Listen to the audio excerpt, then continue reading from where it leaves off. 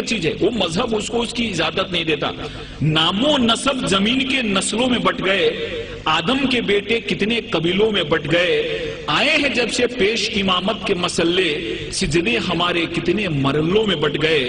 दे किस तरह से कौम को इल्जाम में गुम रही, जब रहनुमा ही कौम के फिरकों में बट गए।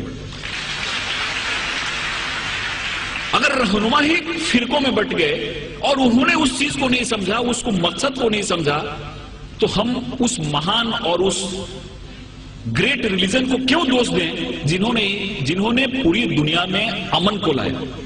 ये समझने की चीज है, क्योंकि बहुत सारी चीजें मुझको भी मालूम नहीं थी। मेरे भी मन में बहुत सारे मिसअंडरस्टैंडिंग थे। जब मैंने इस्लाम को पढ़ा और इस्लाम जानने वालों से चर्चा की, तो मेरे मन में बहुत सारे जो मिसअंडरस्टैंडिंग थे वो मिसअंडरस्टैंडिंग दूर हो गए। एक जगह ऐसी आयत आई है जहां पे कहा गया है कि इस दुनिया की कोई भी ऐसी जगह नहीं है जहां पे हमने अपने नबी और रसूल न भेजे। 1,24,000 हमने अपने नबी रसूल दुनिया में भेजे, जिसमें से 25 का नाम कुरान में आया है। दुनिया की कोई भी ऐसी जगह नहीं है जहां पे हमने नबी रसूल न भेजे हो, और पूरी दुनिया जो है वो खुदा की बनाई हुई है। इसलिए खुदा के लिए एक शब्द यूज किया गया है। गॉड जो है, खुदा जो है वो रबुल अल आलमीन है, और प्रोफेट मोहम्मद जो है वो रहमतुल आलमीन है। खुदा हर एक के लिए, प्रोफेट मोहम्मद का जो संदेश है वो किसी एक व्यक्ति के लिए नहीं है, एक मुल्क के लिए नहीं है, एक इंसान के लिए, पूरी दुनिया के लिए, क्योंकि हर एक welfare of the whole humanity उस चीज में आती है। इसलिए इस चीज को जब हम समझते हैं, इस चीज को हम अपने जहन में लाते हैं, तो हमको ऐसा लगता है कि इस्लाम जो है, इस्लाम का जो मेन, जिसको हम गाभा मराठियों बोलें, इसेंस बोलें, हिंदी में सार बोलें, वो है कि इंसान एक कैसे बेहतर जिंदगी जी सकता है और खुदा के कैसे करीब जा सकता है। एक चीज हमारे इस्लाम में बताई गई है, और मुझे उम्मीद है कि इस तरह के कार्यक्रम से ये जो बात है लोग तक पहुंचेगी और इंसान एक अच्छा बेहतर इंसान बनेगा, और हर एक इंसान के मन में प्यार मोहब्बत की बात आएगी। कुरान में जिहाद जो शब्द है, लफ्ज है, केवल 41 टाइम आया है, लेकिन और जो चीजें हैं, कंपैशन की बात है, रहमत की बात है। आप कहीं भी देखो कुरान की शुरुआत होती है रहमत से, रहीम से शुरुआत होती है, और वो जो शब्द है रहमत शब्द, वो 325 बार आया हुआ है।